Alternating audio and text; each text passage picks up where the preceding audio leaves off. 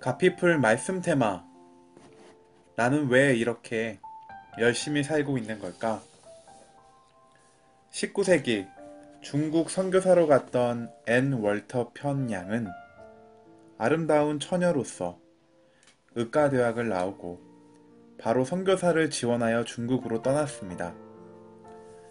그 당시 중국으로 들어간다는 것은 가족과 다시 만날 수 없다는 것을 의미합니다.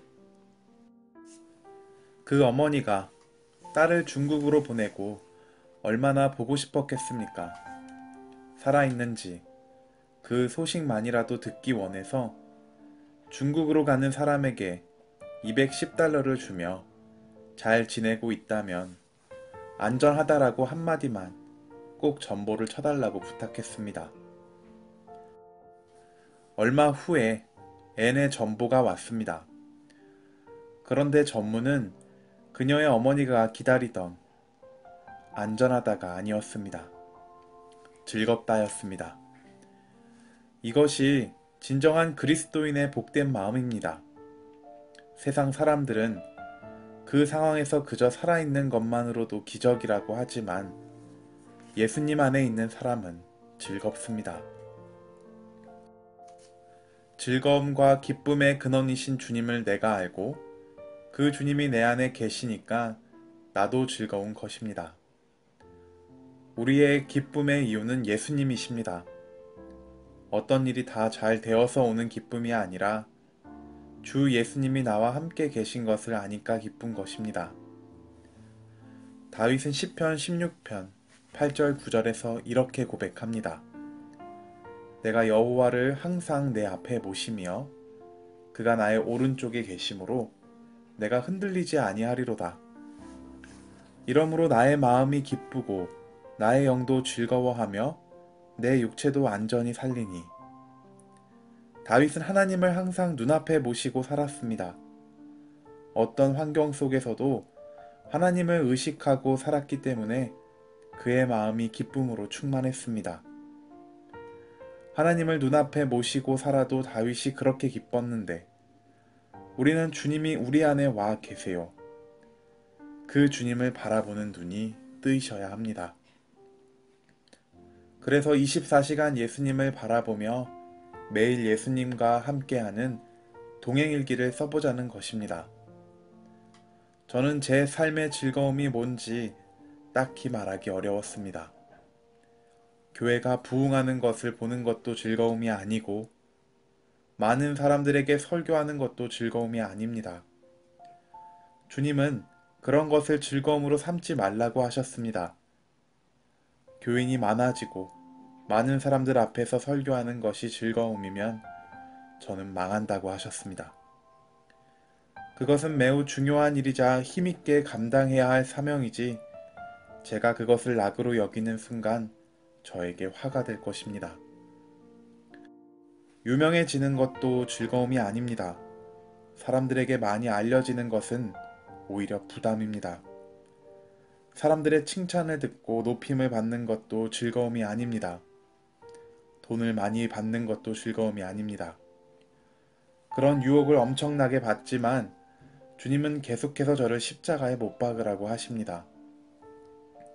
먹는 것도 즐거움이 아니고 즐기는 운동도 없고 영화를 보거나 여행을 다니거나 사진을 찍는 취미도 없습니다. 등산을 좋아하지도 않습니다. 저는 참 재미가 없는 사람입니다.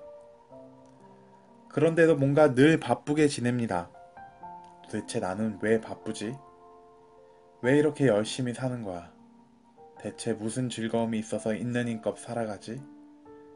즐거운 게 없으니까 우울증인데 우울증이라고 하기에는 증상이 영 다릅니다. 그러던 중 팀 한셀이라는 유명한 교육자가 쓴 글을 읽고 깜짝 놀랐습니다. 저의 경우 지금 제가 누리는 즐거움이 무엇인지 깨닫게 해주었기 때문입니다. 팀 한셀이 10년 만에 만난 친구에 대해 말했습니다. 그녀는 10년 전에도 참 성실한 그리스도인이었습니다. 그런데 10년 만에 다시 만났을 때 그녀는 놀라운 모습으로 변해 있었습니다. 성령 충만했고 기쁨과 확신에 넘쳐 있었습니다.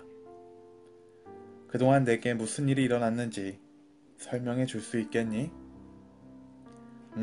로마서를 다시 읽고 내가 정말 죄인이라는 것과 성령님께서 내 안에 오셨음을 깨달은 후부터야.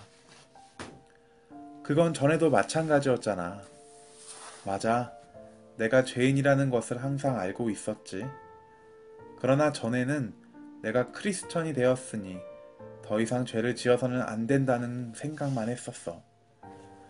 내가 잘못을 저지를 때면 며칠 동안 나 자신을 저주하곤 했지. 그런데 로마서를 읽고 두 가지 중대한 것을 깨달았어. 그것은 내가 죄인이고 또 앞으로도 죄를 지을 수밖에 없다는 거야. 나는 이 진리를 비로소 받아들였어. 나는 언제나 이기적이고 죄를 선택하게 될 것이라는 거지. 그 후로 나는 죄를 범해도 숨기거나 좌절하지 않게 되었어. 죄책감으로 나를 쥐어뜯는 일을 하지 않고 주님께 고백했어. 오래전에 로렌스 형제가 사람들로부터 당신은 죄를 지었을 때 어떻게 하느냐라는 질문을 받았을 때 나는 그저 하나님께 고백하고 나서 계속 살아요 라고 말했다는데 이제는 나도 로렌스 형제의 그 말을 이해할 수 있게 되었어. 그러나 두 번째 깨달은 것은 더 놀라운 것이었어. 그것은 내가 만일 어떤 좋은 일을 했다면 그것은 내가 아니라 내 안에 오셔서 역사하시는 성령 하나님이 하셨다는 사실을 깨달은 거야. 내게 좋은 변화가 일어날 때마다 난 그것이 성령님의 능력이라는 것을 알았어. 그 후로부터 나를 통해서 성령 하나님이 어떻게 역사하시는지 지켜보는 재미로 살고 있어. 나는 그저 그분이 하시는 일에 감사하고 놀라고 기대할 뿐이야. 전에 나는 나의 죄성을 바라보며 낙심에 빠져 살았지. 그러나 예수님을 영접한 사람은 자신 안에 역사하시는 성령님을 바라보며 살아야 한다는 것을 깨달았지. 이제 나는 항상 내 삶에 역사하시는 성령 하나님을 보고 있어. 이것은 일시적인 감정이 아니야. 정말 생생한 사실이고 끊임없이 일어나는 사건이야. 팀 한셀이 친구에 대해 이렇게 말했습니다. 내 친구는 변화되었습니다. 나쁜 사람으로부터 좋은 사람으로가 아니라 좋은 사람으로부터 놀라운 사람으로 말입니다. 그녀는 전에도 성실하고 도덕적인 크리스천이었습니다. 그러나 그녀가 복음의 진리와 성령에 대하여 깨닫고 불이 있는 사람, 기쁨이 넘치는 사람이 되었습니다. 도대체 나는 무슨 즐거움으로 사나? 저에게도 그분이 답이었습니다. 제 안에 계신 주님을 알고 그 주님을 바라보며 그 주님이 하시는 일을 기대하며 매일매일 사는 것입니다. 우리에게는 연약함과 제약이 있습니다. 사실입니다. 하나님이 기뻐하는 뜻대로 살지 못한 것이 생각나서 나는 왜 이 모양일까? 왜 나는 이렇게밖에 안 될까? 그럴 때 그것을 주님께 고백하면 됩니다. 주님, 저는 정말 너무 잘못 살았습니다. 여전히 이렇게 잘못하고 있습니다. 그러나 이제 우리는 우리 안에서 놀랍게 역사하고 계시는 주님의 일도 보아야 합니다. 나 자신은 정말 질그릇 같은 존재이지만 내 안에 주님이 놀랍게 역사하고 계십니다. 이제 초점을 내가 아니라 내 안에 역사하시는 주님께 맞춰 보십시오. 주님이 주시는 마음의 감동과 생각, 주님의 음성에 귀 기울여 보십시오. 그 주님을 바라보며 하루하루 살아보시기 바랍니다. 그러면 갑자기 하루하루가 전혀 다르게 느껴집니다. 너무나 기쁩니다. 정말 놀라우신 주님입니다. 유기성의 주 안에서 사람은 바뀐다 중에서 가피풀 말씀 테마 나는 왜 이렇게 열심히 살고 있는 걸까?